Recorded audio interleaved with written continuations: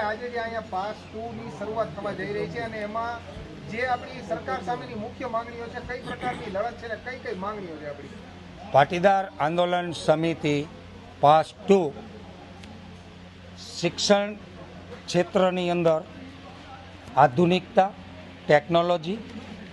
તેમજ જે આજે શિક્ષણ દિવસે દિવસે ખોરંભાતું જાય છે, સરકારી શાળાઓ બંધ થતી જાય છે અને સરકારી વિદ્યાર્થીઓ, સરકારી સ્કૂલના વિદ્યાર્થીઓ વાલી મજબૂરીથી પ્રાઇવેટીકરણ તરફ આકર્ષતા જાય છે.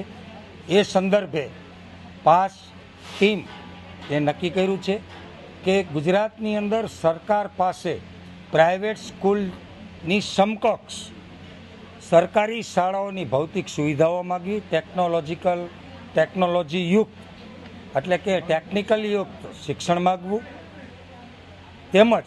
ભૌતિક સુવિધા ground, swimming pool, gym, lab, library વગેરે જે આજે છે જ નહીં જેને કહેવાય કે એવી તમામ ભૌતિક સુવિધાઓ જે અમે 20 પ્રકારની અમારી માગણીઓ છે એ માગણીઓ લઈ અને આજે સરકારની સમક્ષ આવીએ છીએ, તેમજ સરકારમાં અમે માગણીઓ મૂકશું. અમારી માગણીઓ સંતોષાશે નહીં તો આગામી સમયમાં તમામ કલેક્ટરશ્રીઓને તેમજ શિક્ષણ સમિતિના રિલેટેડ TDOs, જિલ્લા શિક્ષણ અધિકારીઓ વગેરે જવાબદાર અધિકારીઓને અમારી માગણીઓ આપશું. તેમજ છતાં સંતોષાશે નહીં તો ગુજરાતની અંદર આગામી સમયની અંદર રેલી, સભા, સરઘસ વગેરે જે કંઈ કરવું પડે તે બધું જ કરશું.